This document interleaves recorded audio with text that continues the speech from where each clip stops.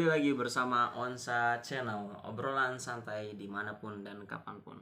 Oke sahabat, bagaimana kabar semuanya? Oke, pagi ini saya perkenalkan, nama saya Bang Iqbal. Dan sebelah kiri saya Bang Pras. Baik, sekarang kita ketahui bahwasanya negara yang maju itu ditentukan oleh pendidikan. Karena negara yang maju pasti memiliki pendidikan yang sangat berkualitas.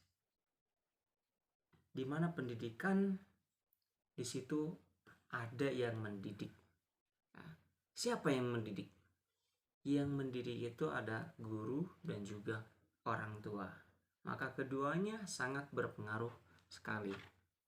Oke guys, langsung saja ya kita pada kesempatan ini memiliki 5 pertanyaan ya. Yang pertama itu ya, apa yang Anda ketahui tentang pendidikan? Kalau misalnya sahabat punya tambahan, silahkan tulis di kolom komentar. Nah, dan insya Allah ya, tentang pendidikan ini akan dijelaskan oleh Bang Pras. Silahkan Bang Pras, apa yang Anda ketahui tentang pendidikan? Sebelum itu saya mau perkenalkan diri. Ya, Saya bukan ahli dalam pendidikan, tapi ingin men-share tentang pendidikan, tentang aja yang di Indonesia ini. Saya kuliah di Bogor, tempatnya di atas gunung di Tangkil, jurusan manajemen pendidikan. Jadi saya 3 tahun belajar apa itu pendidikan, apa yang dimaksud dengan manajemen dan lain sebagainya. Tadi pertanyaannya apa, Bang?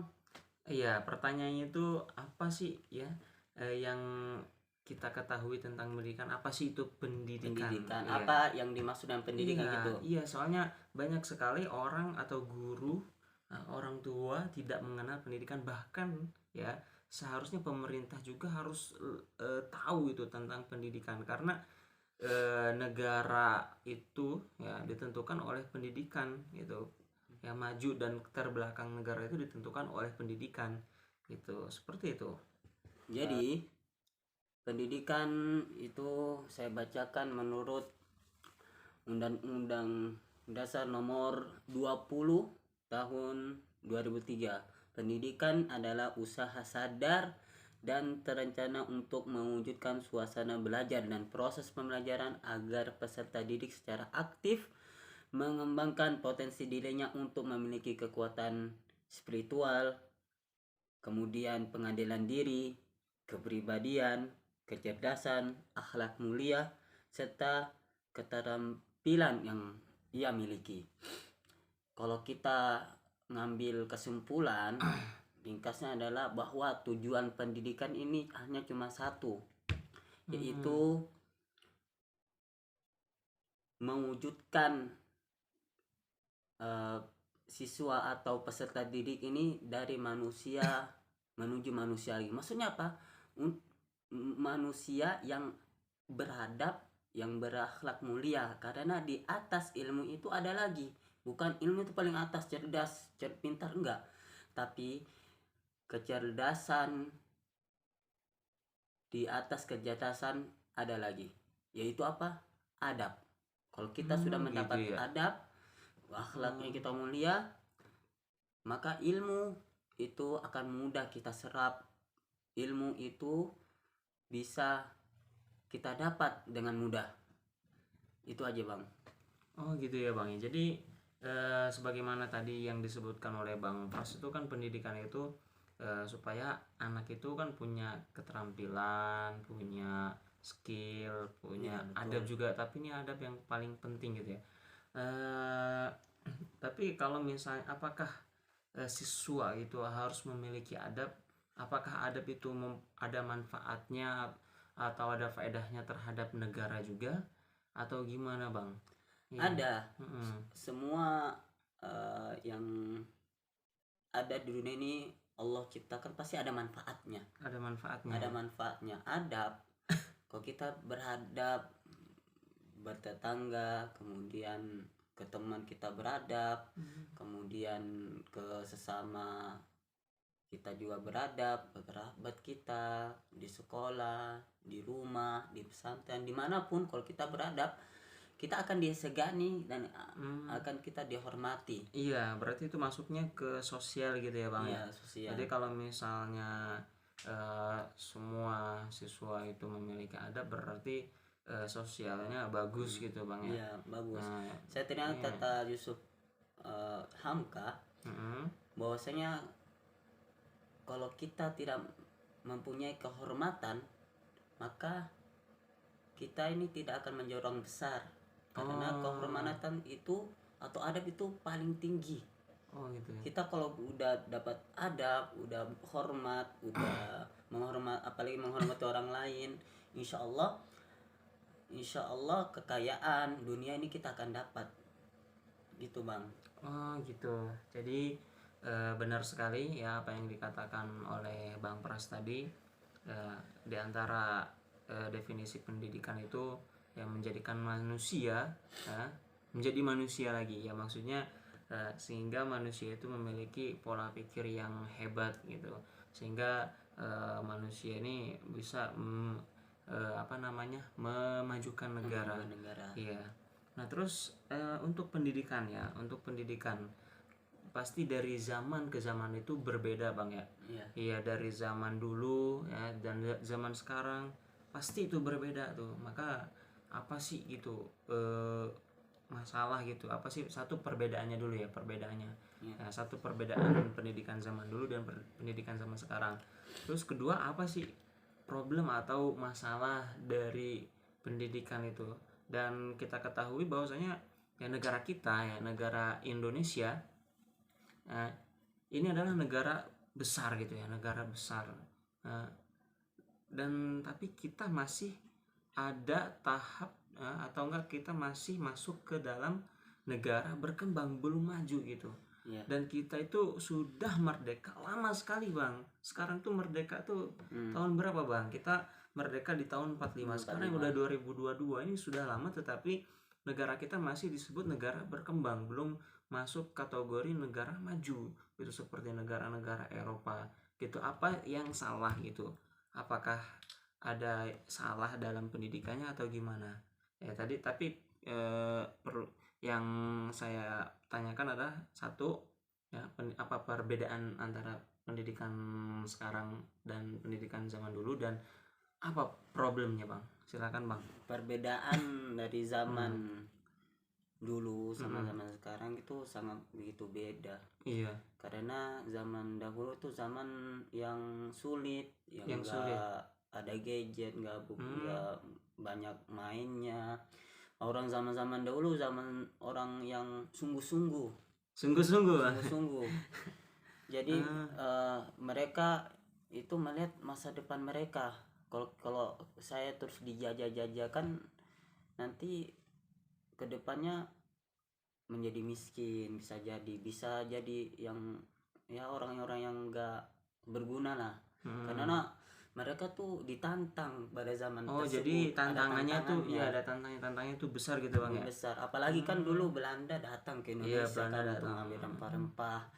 Nah, dari itulah mereka belajar sungguh-sungguh, bahwa kalau saya terus dijajah sama orang-orang luar, nanti mau jadi apa saya di masa depan nanti. Jadi mereka berpikir gitu ya. Kalau zaman sekarang kan beda. Kalau zaman sekarang kalau zaman sekarang bukan ditantang sama-sama, tapi menikmati zaman. Bukan. Iya, menikmati. Menikmati mobil, sok-sok kayak diambil foto, cuma foto aja, cuma pamer aja. Gitu. Oh iya. Dinikmatin, nggak tahu bahwa saya zaman sekarang ya nggak tahu ya pikirannya itu gimana. Mungkin zaman sekarang pikirannya, orang tua saya sukses, saya makan enak, saya makan ini, dinikmatin mereka. Tidak tahu bahwasanya dia itu akan sengsara. Dia nggak tahu besoknya saya besok gimana lagi, mau makan apa. Mereka tuh cuma enak tinggal dikasih, sehingga mereka berpikir ya Enak-enak. iya, mungkin Iya. kalau misalnya dia udah gede nanti bakal dapat warisan gitu kali ya. Warisan. Nah, atau enggak mungkin kalau Iya. misalnya bapaknya pejabat, nah nanti saya bisa juga nih kayak pejabat. Apalagi ada gadget kan, gadget. anak-anak udah bisa diajarin pun, anak-anak dikasih HP nggak usah diajarin, mereka bisa main TikTok, main game, main apapun itu. Ya mereka belum belum ditantang sama orang tuanya. Belum dikasih motivasi, belum dikasih. Kalau seandainya TV dihancurin di rumah, kemudian TV dibanting kan, itu namanya tantangan. Jadi anak itu perlu namanya tantangan di masa depannya, karena anak itu justru anaknya kalau ditantang, dia mentalnya akan kuat. Zaman dulu kan kalau misalkan ada tantangan, ada pedang, ada apa namanya ini, pedang, itu mereka ditantang terus untuk menjadi orang hebat. Maka mental orang zaman dulu tuh kuat-kuat. Mental zaman sekarang gimana? Cuma gadget, nggak ada enak-enak. Iya kak. Jadi kalau orang dulu tuh emang benar ya, makan dapat dari makanannya juga sehat, terus juga mereka juga ya sebelum ada gadget mereka tuh sering banyak geraknya, nggak kayak zaman sekarang itu. Dan mereka juga berpikir ya bagaimana untuk menjadi orang besar gitu, bagaimana dia itu memiliki memajukan negaranya gitu. Nggak kayak sekarang ya, mungkin banyak sekali gitu ya anak-anak tuh ingin sukses lewat jalur instan, sehingga mungkin sukses ya, misalnya contohnya kayak youtuber gitu ya. Youtuber itu sukses untuk siapa? Untuk dirinya, tetapi ya apa manfaatnya untuk negara? Maksudnya apa yang telah dia berbuat ya, banyak berbuat untuk negara. Seperti itu. Jadi apa sih problem terbesarnya Sih apa? Ini gadget aja. Gadget itu kemudian jadi problem gitu ya, bang. problem. Bukannya gadget itu sangat membantu sekali bang. Ada yang membantu, ada hal positifnya, ada Iya, hal negatifnya, tapi yang paling banyak mudorotnya, negatifnya kan. Negatifnya, jadi anak itu tidak tahu mereka bisa bolos ke sekolah karena mereka terpikiran, terstimulus sama jadi gadget dengan itu berarti gadget. untuk anak itu banyak negatifnya ya bang. Kalau saran saya sih, kalau kalau umur 1 tahun sampai umur SMA, jangan dikasih HP, karena HP kalau apalagi gadget yang lainnya itu diibaratkan seperti Anda kasih pedang. Karena kalau dia nggak tahu, dia akan bunuh siapa saja kan pakai pedang itu. Tidak tahu cara. Iya, apalagi HP ini, sama aja dikasih nggak tahu caranya, ngambil mudorotnya semua, jadi gini. Jadi pikirannya tuh kemana-mana, tidak fokus apa yang tujuan dia itu. Oh seperti itu ya. Jadi gadget emang, tapi masalahnya nih bang, iya ya zaman sekarang ini ya anak-anak itu gak bisa lepas dari gadget ya. Sekarang ya kemarin gitu COVID gitu kan, ya sekolah ngadain daring gitu kan, belajar online. Nah itu gimana nih bang? Ya itu harus diawasi dengan orang tuanya. Jadi orang tuanya dan iya semua kembali kepada orang tuanya. Orang tua itu pengen anaknya sukses apa tidak sih, itu aja. Ya tapi kan orang tua sebenarnya tidak menginginkan, tapi masalahnya sekolah juga gitu. Sekolah ada. Kalau pesantren saya nggak ada namanya HP. Pesan saya semua seluruh pesantren pasti tidak memperbolehkan namanya sekolah daring bang. Maksudnya sekolah daring. Iya, maksudnya daring gitu kan. Pas kemarin COVID tuh lumayan lama tuh bang. Iya betul. Iya lama sekali tuh, 6 bulan atau berapa bulan gitu. Nah itu masih jadi guru juga bilang ya secara tidak langsung mengajarkan siswanya megang HP itu gimana. Dan ketika daring ya kita tidak tahu gitu bagaimana kondisi siswa gitu ya, ketika dia belajar di depan kamera gitu. Iya. Betul juga. Ya terus ya kan gini bang ya, dalam pendidikan itu kan tidak lepas dengan namanya orang tua dan guru ya. Iya.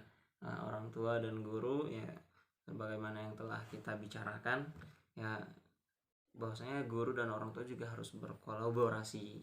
Nah, terus apa sih yang harus orang tua dan guru itu lakukan ya untuk menghadapi masalah-masalah pendidikan di zaman sekarang kita ini? Guru Mm-mm. sebenarnya itu adalah jembatannya saja, Jembatan. menstimulus agar anaknya itu tetap menjadi orang yang berhasil di masa depan nanti. Akan tetapi ada tapinya, guru itu harus tahu latar belakang anaknya. Tidak bisa kita samakan anak itu A semua, B semua. Oh ini asin semua, ini gula semua, oh ini pedas semua. Enggak, harus ada perbedaan. Harus ada perbedaannya. Ada perbedaannya masing-masing. Kita harus tahu, tanya sama orang tuanya. Orang tuanya ini gimana dengan Ananda ini? Apakah Ananda ini di rumahnya suka main gadget atau dia suka yang gimana, apa hobinya dan lain sebagainya. Itu harus diketahui oleh gurunya, karena gurunya itu akan mengajarkan siswa itu akan terbuka apabila gurunya itu yang pertama hebat, yang kedua bisa diajak ngobrol. Guru hebat dan yang terbuka gitu. Yang terbuka, betul. Iya. Karena kebanyakan problem juga pada zaman sekarang itu anak-anak kurang dekat dengan orang tuanya, kurang duduk lama bicara ngobrol. Pasti akan mendengarkan panas dengan pendengaran bapak dan ibunya apabila dinasehati. Memang nasihati wajib, kata kata siapa itu pendidikan, lupa saya namanya, Anies Baswedan. Nadiem bukan, Nadiem yang Karim. Pernah ke Makfiro itu. Agama Kemenag. Bukan dari Kemenag. yang ada pelatihan seminar parenting itu. Bu Ida. Satu lagi yang laki-laki. Yang laki-laki Pak Aris Ahmad Jaya. Lupa yang monitoring selimut kayak rapi. Oh iya. Siapa itu namanya? Ya. Saya juga lupa. Ada lah pokoknya. Kata beliau, nasihat itu memang wajib. Iya. Wajib. Akan tetapi itu anak jangan selalu ditekan. Ente pulang dari mana aja langsung dimarahin pakai sapu. Enggak. Kita harus coaching anaknya, kenapa kayak gini, kenapa, dinasehatin. Gitu. Dekat nama orang tua dengan anak itu akan klop sendiri. Apalagi guru, kalau gurunya nggak disukai sama siswa, udah jembatan yang tadinya guru itu menjembati siswa sekarang hancur. Jembatan tersebut hancur. Makanya siswa itu kebanyakan siswa itu ke gurunya daripada ke orang tuanya. Kok bisa gitu, Bang? Bisa karena guru itu kan kreatornya, penciptanya. Siswa itu dia akan berhasil atau pasti tidaknya. dong, kalau misalnya ada siswa yang lebih dekat terhadap guru daripada orang tuanya, berarti guru itu guru hebat gitu ya, Bang. Bukan guru abal-abalan, bukan guru biasa gitu. Harus namanya guru juga harus profesional gitu ya. Terus tadi kan untuk guru nih, Bang. Terus sekarang untuk orang tua, apa sih itu, Bang, yang harus orang tua lakukan gitu? Orang tua lakukan. Orang tua yang harus lakukan adalah yang pertama motivasi tentunya ya. Itu harus motivasi terus. Jangan suka dikirimin gadget boleh, tapi ada waktunya dia main gadget. Ada waktu misalkan dia kecapean, terus dia bosan untuk belajar, dikasih boleh. Akan tetapi jangan lama-lama. Yang lama-lama gadget kasih dikit aja, baru tarik lagi, baru dikasih motivasi ke anaknya. Itu paling pertama, motivasi, jangan lepas. Yang kedua adalah nasihat. Ini terpenting juga, nasihat itu wajib. Ad-dinun nasiha. Karena agama itu ada semua nasihat. Mereka tuh sebagai orang tua kita menasihati anak-anak kita, kemudian sering ngobrol sama anaknya sebelum tidur, karena anak itu akan terbuka ketika malam hari. Di malam hari. Anak-anak nakal-nakalnya anak, kalau kita terbuka dengan anaknya itu bisanya di malam hari, karena malam hari itu adalah suasana sakinah, tenang. Tenang. Jadi Anak sebelum itu perlu curhat ke orang tuanya. Insya Allah apa yang anaknya inginkan, insya Allah orang tua itu akan mengerti gitu. Gitu berarti yang seperti saya ya, saya punya anak-anak yang kamar 10 ini nakal semua, hampir ada yang nakal sih, susah disibukkan, tapi malam hari kok dia terbuka, dia minta curhat malah. Saya boleh ngomong di malam hari nanti, boleh silakan habis isya, bisa ya udah silakan ngobrol, hanya terbuka besok, tapi harus setiap hari, memang enggak terputus. Kalau kita putus-putus, kadang-kadang kita kan terputus juga connectnya sama anak. Gitu, jadi harus terus membersamai ya, gitu ya harus membersamai, itu yang tapi saya tahu ya dari ini semua. Pasti dong ya. Tadi kan kata abang ya, guru juga harus profesional, begitu juga dengan orang tua. Nah kalau misalnya gitu ya, guru ya dia adalah pendidik, dimana pendidik itu nggak bisa mendadak. Betul. Betul. Begitu juga dengan orang tua. Ya, maka di situ ada ilmu parenting ya. Dan orang tua itu harus mempersiapkan seharusnya sebelum mereka nikah itu harus mempersiapkan. Ya, makanya untuk para jomblo nih ya, antum harus persiapkan dulu. Ya, belajar itu ilmu parenting ya, ilmu tentang kekeluargaan ya, bagaimana nanti antum mendidik anak-anak antum. Kita aja masih belajar ya saat ya. Iya gitu. Gitu. Untuk para jomblo kita juga jomblo. Ya. Nah, terus Bang, Anda ya sebagai guru, apa sih pengalaman Anda ya dulu pas Anda masih kecil dididik oleh orang tua, oleh guru Anda, dan sekarang pengalaman Anda mendidik, terjun langsung ke dunia pendidikan. Ya, apa sih pengalamannya Bang? Pengalamannya sih cukup banyak. Iya. Panjang ceritanya. Panjang ya. Iya. Mungkin nanti kita bisa cerita di sesi selanjutnya mungkin ya. Mungkin bisa. Nah, nanti tentang cerita antum masa kecil ya. Masa kecil. Oke. Sewaktu saya dididik di waktu kecil itu bukan action tapi selalu dilatih, diriling. Apalagi saya bodoh MTK dulu. bodoh Sampai bilang bodoh MTK. Bahkan saya terkejut setelah saya bisa itu, wah kenapa saya bisa gitu. Yang saya didiring, saya mau main bola, mau bermain sama yang lain, mau bermain di malam harinya, habis sholat sekarang waktu dari isya sampai jam 9 itu hampir setiap malam tuh main umpet-umpetan, main ini harus didiriin dulu. MTK 12 kali 5 berapa? 13 kali 5 berapa? Dan seterusnya. Dan itu tidak pakai kertas, langsung ditulis, enggak ditulis, didiktekan. Kemudian saya jawab, dikte jawab gitu. Diriling. Kemudian masuk pesantren, saya baru tahu pesantren itu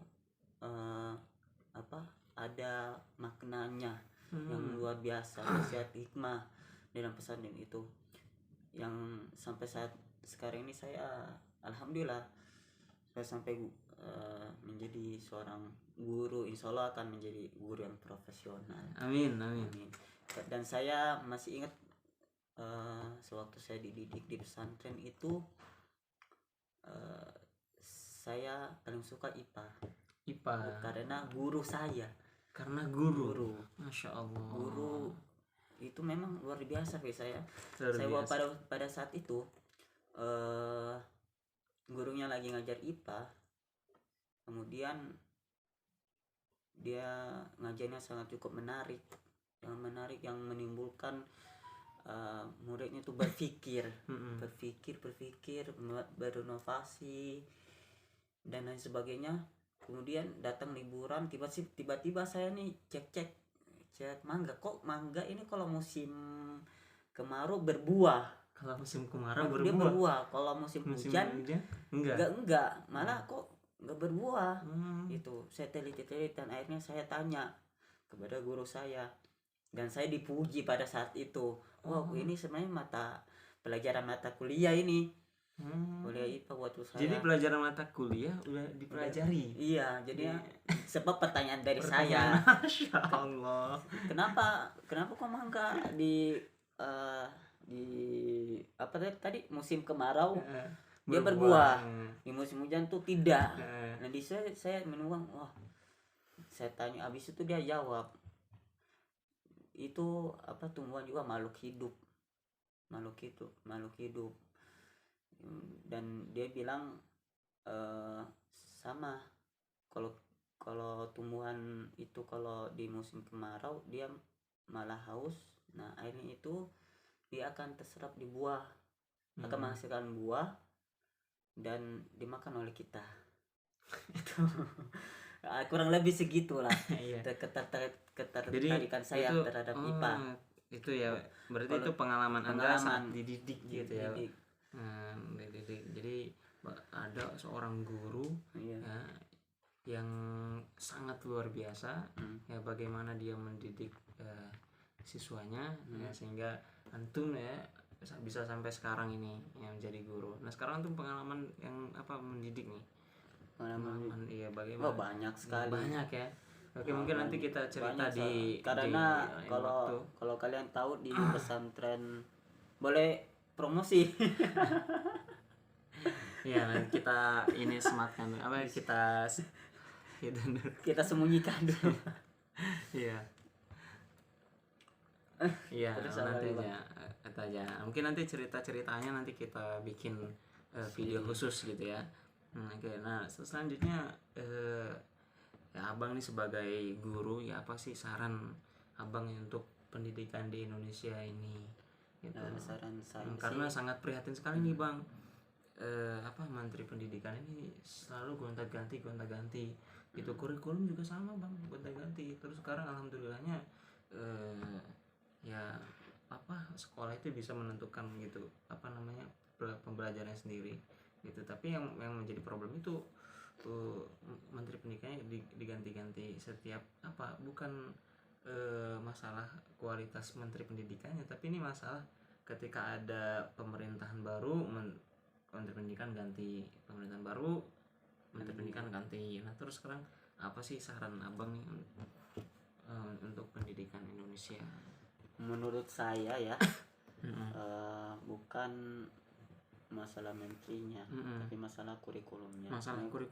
Kalau kurikulum sih dan kurikulumnya sama saja, satu tujuan sebenarnya, walaupun menterinya ganti-ganti tapi tetapnya satu tujuan, itu melahirkan anak bangsa yang berakhlak mulia, yang beradab.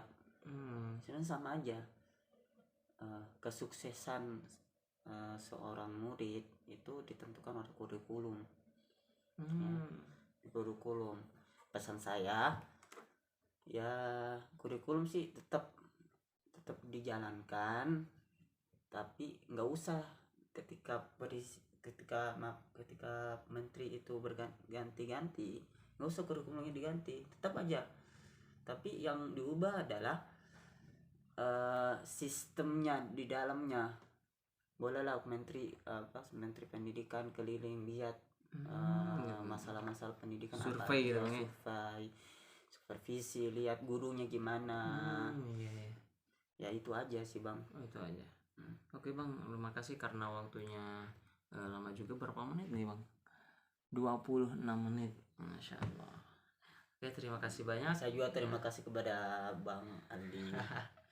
Ya, oke, kita tutup dengan doa kafaratul majlis. Subhanallahumma bihamdika.